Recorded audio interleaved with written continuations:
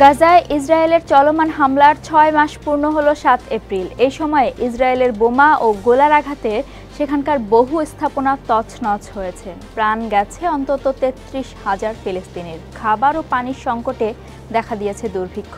এমন পরিস্থিতিতে প্রশ্ন উঠেছে, হামাস নির্মূলের যে লক্ষ্য নিয়ে ইসরায়েল এ হামলা শুরু করেছিল তা কতটা পূরণ হয়েছে। চলুন জেনে নেই হামাসের কত নেতাকে হত্যা করেছে ইসরায়েল, ধ্বংস করেছে কি পরিমাণ সুড়ঙ্গ। সঙ্গে আছি আমি রুকাইয়া জহির। ইসরায়েলের সামরিক বাহিনী এক বিবৃতিতে জানিয়েছে ৭ অক্টোবর থেকে হামাসের প্রায় ১৩,০০০ সদস্যকে হত্যা করেছে তারা। তবে কিভাবে এই সংখ্যা নির্ধারণ করা হয়েছে তা জানায়নি। নিহত হামাস নেতাদের বেশ কিছু নামের তালিকাও প্রকাশ করা হয়েছে, যেখানে এখন পর্যন্ত ঠাঁই হয়েছে হামাসের ১১৩ নেতার নাম, যাদের বেশিরভাগই নিহত হয়েছেন সংঘাত শুরুর প্রথম ৩ মাসের মধ্যে। তবে চলতি বছরের প্রথম ৩ মাসে কোনো হামাস নেতা নিহত হওয়ার খবর প্রকাশ করেনি দেশটি। সবশেষ গত ২৬ মার্চ ইসরায়েলের মোস্ট ওয়ান্টেড তালিকার হামাসের সামরিক শাখার উপপ্রধান মারওয়ান ইসাকে হত্যার দাবি করে দেশটি। তবে হামাসের পক্ষ থেকে তা এখনও নিশ্চিত করা হয়নি।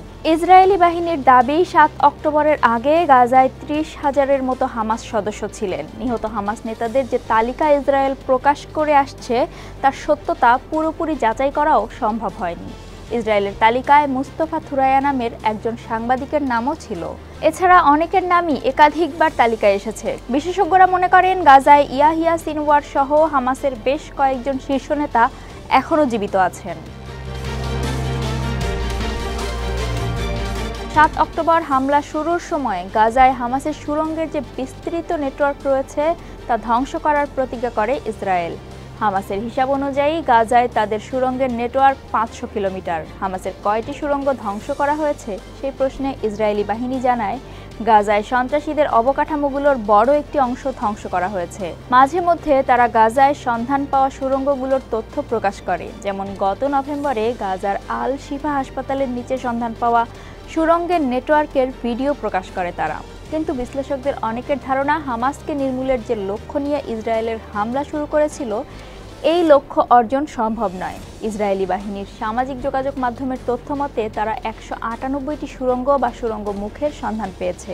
১৪১টি বার্তায় হামাসের সুড়ঙ্গ ধ্বংসের দাবি করা হয়েছে। সুড়ঙ্গের অবস্থান বা অন্যান্য তথ্য সম্পর্কে বিস্তারিত জানানো হয়নি এসব বার্তায়। তবে বার্তাগুলো বিশ্লেষণ করে দেখা গেছে ৪০০টিরও বেশি সুড়ঙ্গ মুখে হামলা চালানোর দাবি করেছে ইসরায়েল। তবে সুড়ঙ্গ মুখ ধ্বংস আর সুড়ঙ্গ ধ্বংস এক নয়, কেননা কোনো সুড়ঙ্গের মুখ ধ্বংস করার পরও সুড়ঙ্গ নেটওয়ার্কটি অক্ষত থাকে। বিশ্লেষকদের অনেকের ধারণা, হামাসকে নির্মূলের যে লক্ষ্য নিয়ে ইসরায়েল হামলা শুরু করেছিল সে লক্ষ্য অর্জন সম্ভব নয়।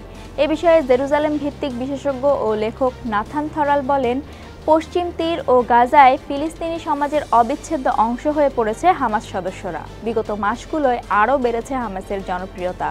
৭ অক্টোবর গাজা জুড়ে বোমাবর্ষণ শুরুর পর ওই মাসের শেষের দিকে উপত্যকার উত্তরাঞ্চলে প্রথম স্থল অভিযান শুরু করে ইসরায়েল। পরে স্থল অভিযান চালানো হয় দক্ষিণেও। এসব অঞ্চলে হামাসকে পরাজিত করার দাবি করেছে ইসরায়েল। এমন দাবির পরও প্রতি সপ্তাহেই হামাসের হামলায় সেখানে ইসরায়েলি সেনারা মারা যাচ্ছেন।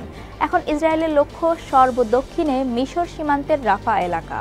হামলার মুখে গাজার ২৪ লাখ বাসিন্দার বেশিরভাগই আশ্রয় নিয়েছেন যেখানে। নাথান থরাল বলেন, এর অর্থ ইসরায়েল রাফায় হামলা চালাক বা না চালাক, ইসরায়েলি নেতাদের সামনে সংঘাত থেকে বের হওয়ার কার্যকর কোনো পথ খোলা নেই। ফলে এটা পরিষ্কার যে যুদ্ধের পরও হামাস থেকেই যাবে।